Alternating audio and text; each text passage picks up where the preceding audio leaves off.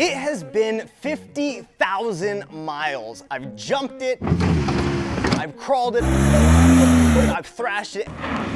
And yes, I've done a Starbucks run or two. Today, with over 50,000 miles under my belt, I am going to cover two main topics concerning this 2021 Bronco Badlands. First, what have I modified? And second, what have I had to repair? Now, if you're familiar with the channel, then you know that that list seems to get longer every day, but the modification list is much longer, perhaps the reason I continue to break stuff. But regardless, let's dive into the mods.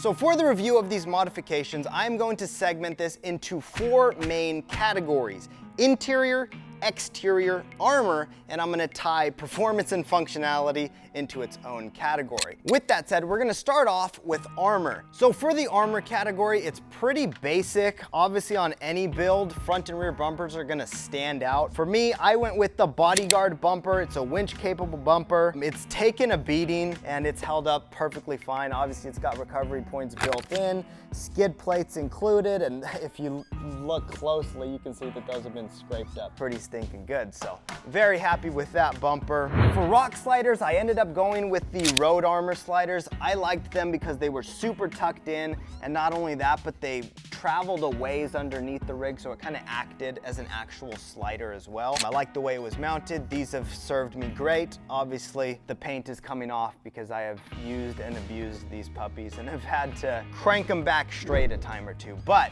they've taken the beating they're supposed to, and I'm very happy with those.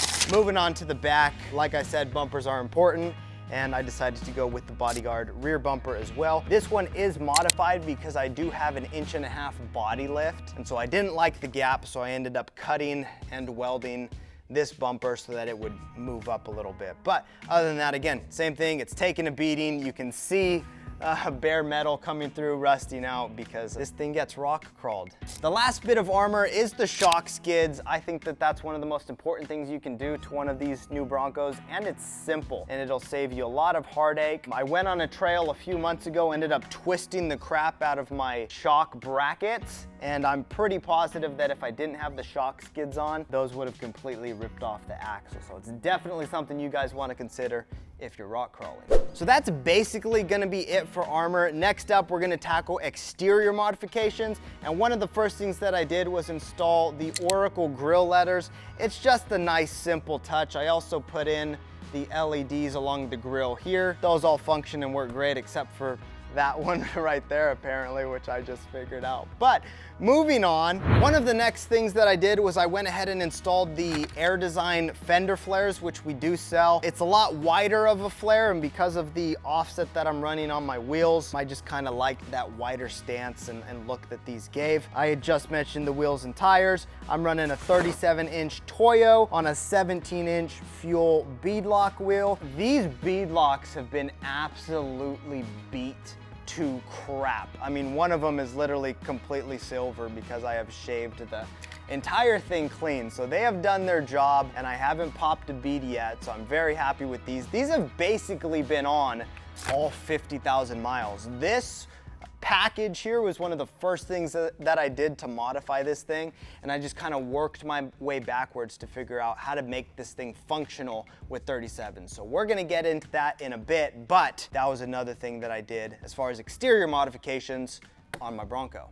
One of the last things that I did for the exterior of the Bronco is I installed the badass tent and the rack on top. I do have the gas can mounted to the side, the roto packs. This thing has come in handy a ton. I've stayed in that thing a bunch. It's always a great experience. We will be coming out with a video here soon where we'll be using this again, so make sure you guys stay tuned for that. But the install of this thing is a breeze. And like I said, it's held up to all of the abuse that I've put it through, which some products don't. Some products don't last the Mitch Creel abuse, but the rack has done just fine. For the next category, we're gonna talk interior, and most of the interior modifications that I've done have been in the rear of the Bronco. One of the first things that I did was I installed the Rock Slide tailgate table, which that's come in handy for a lot of different camping trips and stuff. It's super simple to set up. super easy to install, and as you guys see, it packs away in seconds. One thing that I really like here, which we'll start with, is the Mountains to Metal foldable attic. This thing takes advantage of a lot of space that you really don't get to take advantage of when you've got a bunch of stuff when you're camping. So stuff that you may not need to get to as often, or maybe you need to get to it quick, you can stick up in here. That thing clamps up there and it stays out of the way. One of the next things that I did in tandem with that was the Diabolical Enclosure. If you plan on taking your top off during the summer, things like that, a lot of your valuable stuff in the back is susceptible to thievery and whatnot. So this thing keeps all of that safe. You can take your top off and be worry-free. Definitely love that install. I also did the roll bar molly panels, which keeps a lot of stuff out of the way. I've got a power tank. I love my power tank. I think it's the way to go as far as air supply, and so I had to get that installed. I do also have the slidable floor from Diabolical that houses my Yankum Ropes recovery gear, and then one of my favorite things in the world, which is this Blizzard Box fridge from Project X that keeps all my beverages nice and cold and ready for me. That's kind of all the stuff that we've got going back here. Another couple of honorable mentions for the interior is I've got some Faro Machines straps for my good friend Ben over there who started that company. I've also got his wind deflector top thing, the soft top that comes in handy whenever I want to take the top off. That keeps the sun off my face. One of the last things for the interior that I did was I installed some molly panels along the center console. Again, just to keep stuff mounted and out of the way and organized. It's really come in handy. Now for the last category of modifications, performance and functionality. This is also the biggest category because obviously everything that I do to this Bronco is super functional and helps, and nothing is without purpose. With that said, I do have a list on my phone because I'm gonna end up forgetting something if I don't take a look. But for starters, remember those 37-inch tires that we had a heck of a time clearing? One of the biggest things that helped out with that was the JKS Max Tire Clearance Kit that I installed. Now it rubs a little bit, but not as much, and I have this Max Tire Clearance Kit to thank for that. One of the next things that helped with this entire build was the Icon Stage 3 suspension that I put on. That'd be the upper arm and then front and rear coilovers. Those have been through absolute hell and abuse, and they have held up perfectly fine. Shameless plug here, if you guys need some Icon suspension, definitely hit us up. Moving on, we also did the Baja Kits upper and lower trailing arms, which have again been through absolute hell. The skid plate is barely holding up on these things and I may have to get that replaced, but pivot plates as well I did, those are doing great. But as far as performance and functionality, I have gotten some great travel numbers with those things, and they've definitely been a lot of fun. All right, and then one of the last things that I did to the rear of this is I did install the Flowmaster exhaust. I put that in performance because supposedly it gains you horsepower, but if you guys are doing everything you can to gain horsepower on these things, and like those little increments is super important to you guys, then maybe you should get a Mustang or something, because it's a lot easier and a lot more fun to make those things go fast. So these things need a crawl, not exactly go fast. But with that said, we're gonna head up to the front and talk about a few more things that have added horsepower and functionality. Another thing that I did very early on was I installed the K&N air filter. Again, it gains you a little bit of horsepower, so I threw that in there just because it was a cheap mod. I honestly couldn't tell you if it's made a difference or not. One thing that I know for a fact has made a difference is all of the Broncbuster parts that I've put into this steering rack. I've done the Broncbuster billet housing, I've done the Broncbuster bushing, and I also run the tie rod braces. My steering hasn't failed as of yet, thank goodness. I haven't broken a tie rod, and if you guys watch the channel, you know that I am well overdue for that, but I don't believe that will happen, and that's because of those Broncbuster braces. The housing came in handy because I was having a lot of trouble when I was out there rock crawling and I would try to steer left or right or whatever, and I would bind up very bad. After I put the housing in, steering has been fine. We do have videos on our YouTube channel that you guys can check out that explain a little bit more and go a little bit more in depth for for how that helps, because I don't want to take up this whole video kind of plugging that. But just know that if you're a rock crawler, that's definitely something that you need to look into. Another thing that I can't go without mentioning is the mile marker mission winch. This is a 12,000 pound winch. When I went on the Rubicon and broke an axle, which we'll get into, this thing came in handy because I was basically in one-wheel drive after the computer kicked me out. And so I had to use this thing a bunch. It worked great. It's worked great for my recoveries. It's worked great for other people's recoveries, and I've got no complaints. That is in tandem with the Yankum Ropes Fair Lead that just kind of deletes the hook. It's very clean. Soft shackles are your friend, and that thing has come in handy a bunch. Moving on, you can't really build something nowadays and not include lighting. So I haven't gone overboard with the lighting, but I did install the Project X HP70s. These things individually put out 15,000 lumens. So that's 30,000 lumens shooting out into the night. These things have been great. Again, they've been through a lot, but they've held up. And all of that's tied to the Ghost Box and keypad system, which we are going to be coming out with a video in the future where we explain a little bit more of that. But definitely check out the links below to start learning a little bit more of how that works. I think it's a great system, a great switch system. And so that's what we've got powering the lights on this Bronco.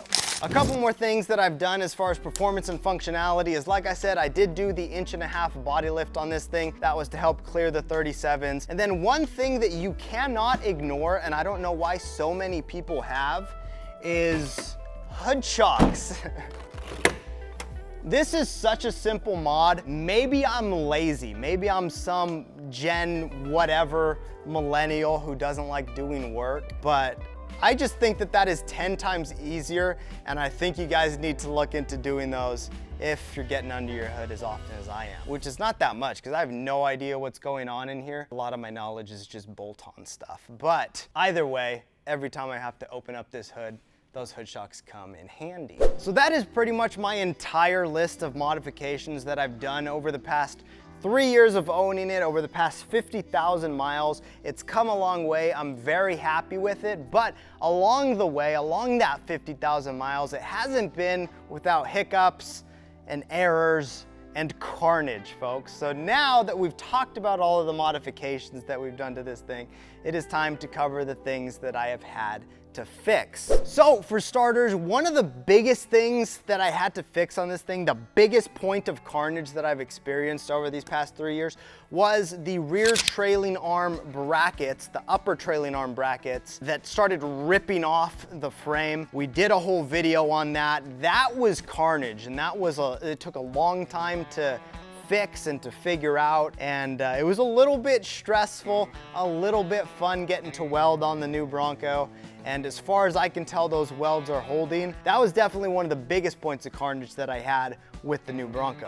One of the next things that wasn't so fun to fix was when the driver's side half shaft broke on the Rubicon. When an inner half shaft breaks, sometimes all of that crap will get into the differential. So what ended up happening is I ended up having to pull and replace my differential, and I ended up having to do it very quick because I used this thing a lot and it was during a time crunch, and I ended up getting it all fixed. But it's no fun when you break a half shaft and have to replace the whole diff. So that was a bit of a weird one, but we got it all fixed, we got it all good, and this thing has been running for 7-8 months. So another down moment with this Bronco was when the alternator went out. Some of you guys remember that whole debacle. I had been sending this thing through the mud, having an absolute blast, and I get on the freeway and all of a sudden this thing is like shutting down. So ended up having to pull the alternator. I pulled that apart, I cleaned it, put it back together, and this thing has been running great ever since, and now I have a spare alternator, which is great. So definitely check that video out. That was a fun one. Continuing on with the carnage, I already mentioned the fact that my shock brackets have absolutely twisted. Again, those would have been torn off the axle had I not had the shock skid, so I'm glad I had those, but that's definitely some carnage there, something I need to address in the future, just not today. So another thing that I should probably address is replacing this tail light, which this thing is totally cracked. I don't even know if it works anymore because there's been so much water that's got in there.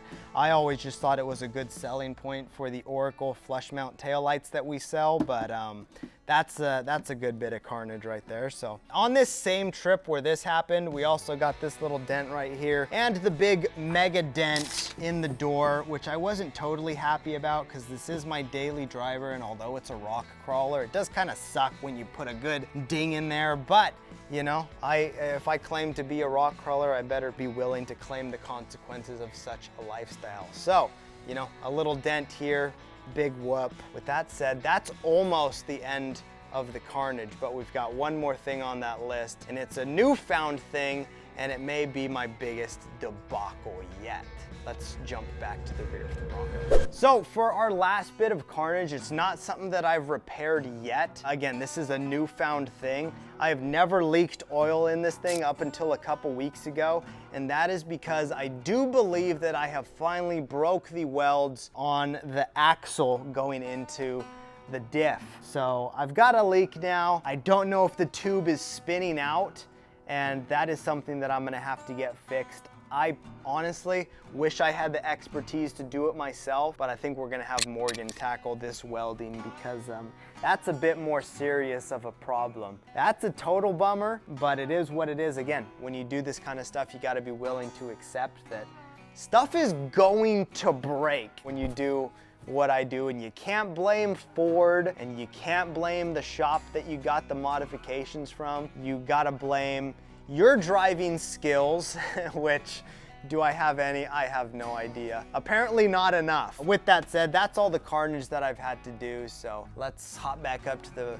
Bronco and give our final thoughts on the past 3 years, the past 50,000 miles. So for those of you guys that are watching this, I don't know if you're watching this to figure out if you should buy a new Bronco. I don't know if you're watching this because you're a Jeep fan and you want to see all of the carnage and destruction that I have inflicted on this thing in 50,000 miles. I really don't know what your guys' perspective is. A lot of you guys are Bronco fans. You've been following this channel for a bit. For any of you guys new out there, definitely check out some of the older videos that we've done to get some context on what we actually use this thing for. Yes, it's my daily driver. Yes, I'm making payments on it. And yes, it's been out of warranty since I basically got it, but I have had an absolute blast with this thing. For context, we do a lot of stuff with the classic Broncos. We rock crawl those as well. This is just another tool to do that thing that we love, which is off-roading, which is rock crawling. There are arguments to be made about whether it's capable or not, but for 50,000 miles and the things that I've been able to fix on this thing and keep it going, I think it's been a total blast. It's a lot of fun, and I've got to meet a lot of great people along the ways. Obviously, we go to a lot of events across the country. People know the build, they like seeing when I break down, and they like seeing when I get over an obstacle. So with that said, if you guys have any questions about anything that we've done over the past 3 years to this Bronco, drop it down below. It's been a fun 50,000 miles, and I'm very excited to see what the next 50 look like, if we can make it there. 100,000 miles, that doesn't sound that hard, right? But with that said, if you're not subscribed already, make sure you do. Become one of the horsemen. We would love to have you. And with all of that being said, we will see you guys out there on the trail. Peace!